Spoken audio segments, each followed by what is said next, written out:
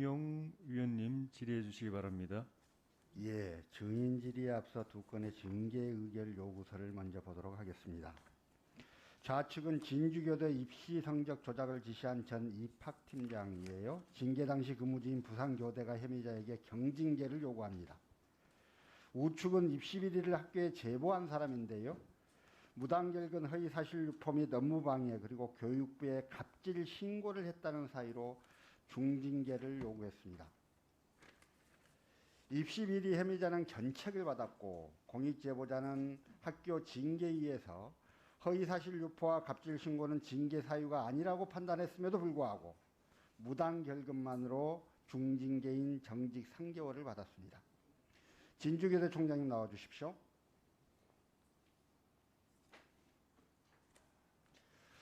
제가 준비한 질의 전에요. 아까 존경하는 우리 강덕구 의원님 질의에 진주교대는 고교등급제를 실시한 적이 없습니다라고 아주 세게 이야기를 하시던데요.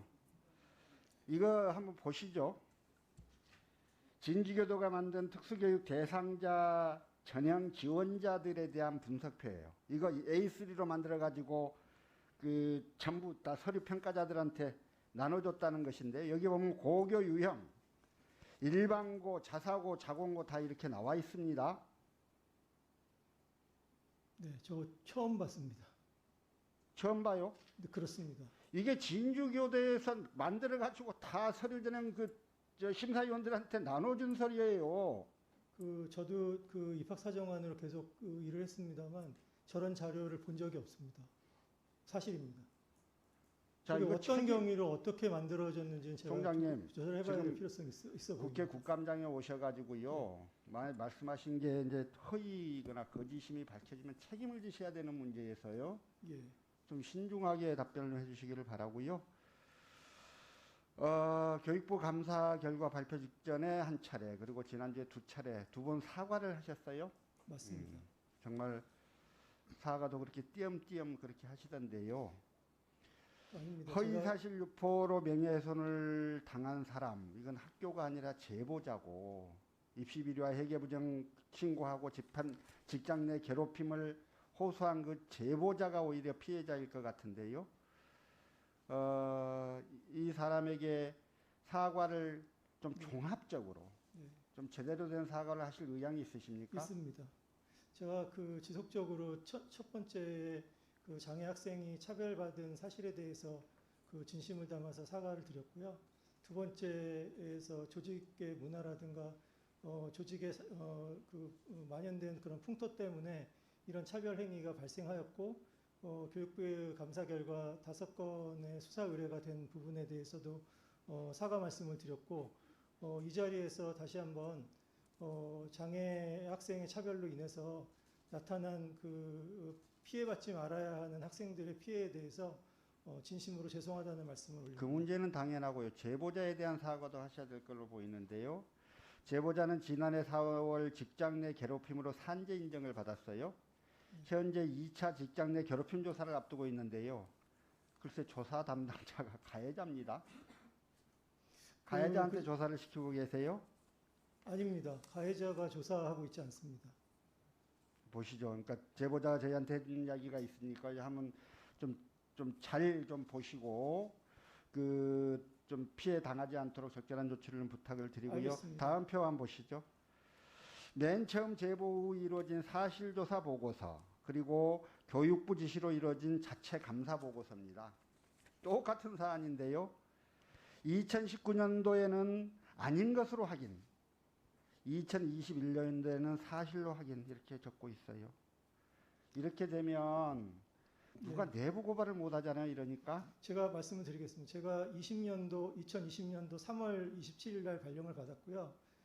앞에 문건은 그 전에 2019년도에 자체 조사가 이루어진 걸로 알고 있고요. 제가 조사한 후로는 입시 부정이라고 하는 사실을 인정하였습니다.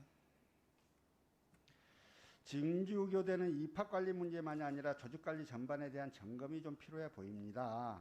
대학 구성원 전체의 철저한 인식 개선, 재발 방지 대책 이런 것들을 좀 마련하셔가지고요. 국감 만료 전까지 국회에 보고해 주시기를 바랍니다. 네, 그 점에 대해서 동의합니다. 어떠한 처벌이라도 달게 받을 생각이 있고요.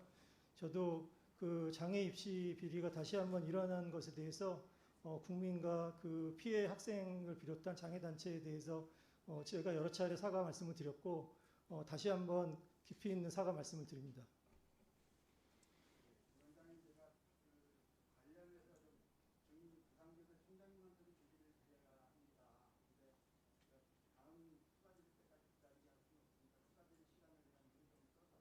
몇 분으로? 몇 분? 3분이요? 5분? 추가 질의 5분? 정경희 간사님, 추가 질의 5분으로 일단 추가 질의 일단 5분으로. 일단 서동영 위원님께는 5분 하고 나중에 최종적으로 5분으로 할지 3분으로 할지 위원님 예. 간사님끼리 협의하겠습니다. 5분 더 추가 질의 하시겠습니다. 예, 진주교대 총장 들어가 주시고요. 부산교대 총장님.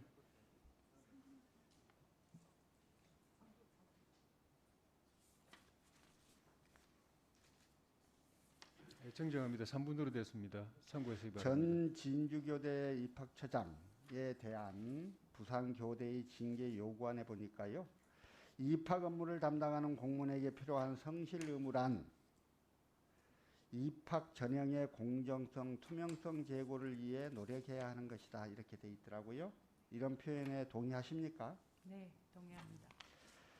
실제 입시 비리, 사립학교 교사 채용 비리에 연루된 교육 공무원은 대부분 해임이나 파면을 당하고 있어요. 혹시 그 사실은 아십니까? 네, 그런데 부산교대에서는 비록 전 직장인 진주교대에서 일어난 일이긴 하나 이 입시 비리를 저지른 이 사람에게 견책이라고 하는 견징계를 주셨어요.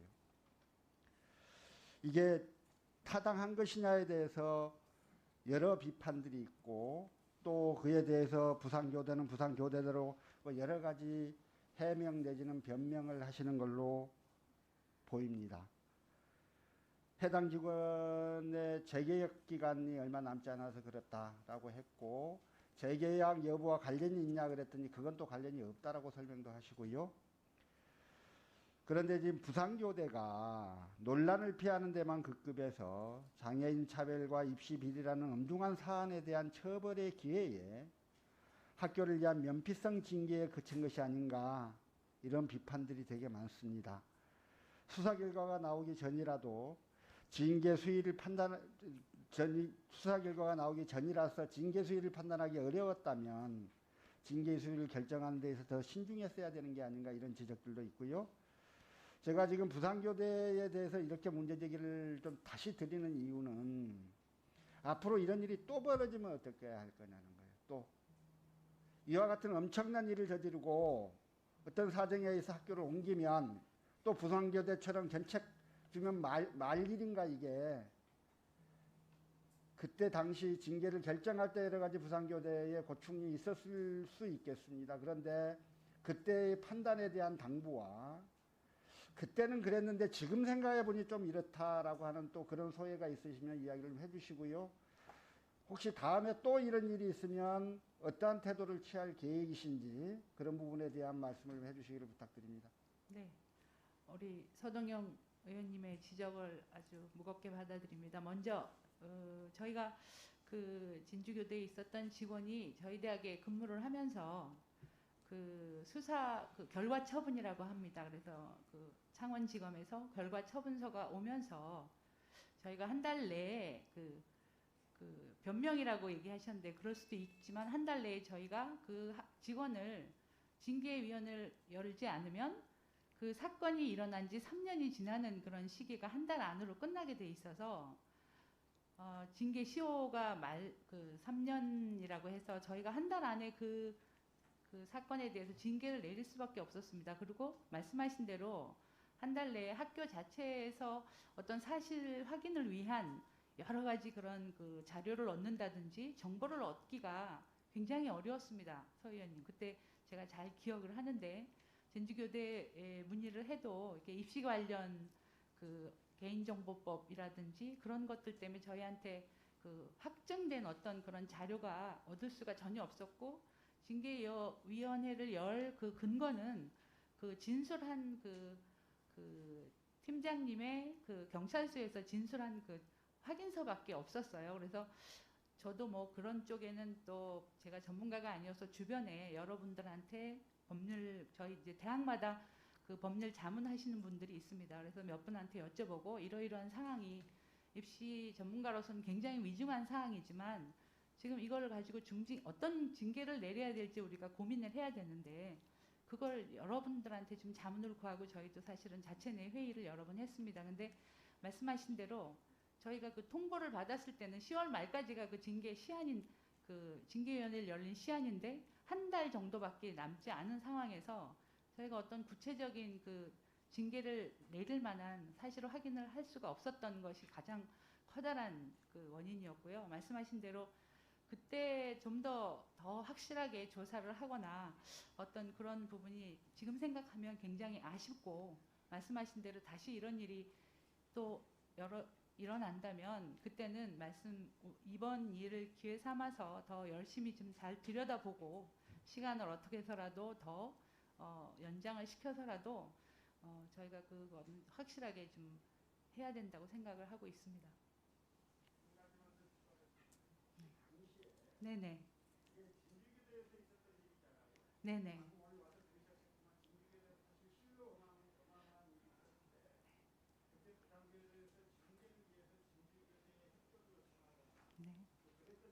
네, 맞습니다. 근데 협조를 안 한 게 아니고 아까 말씀드린 대로 수사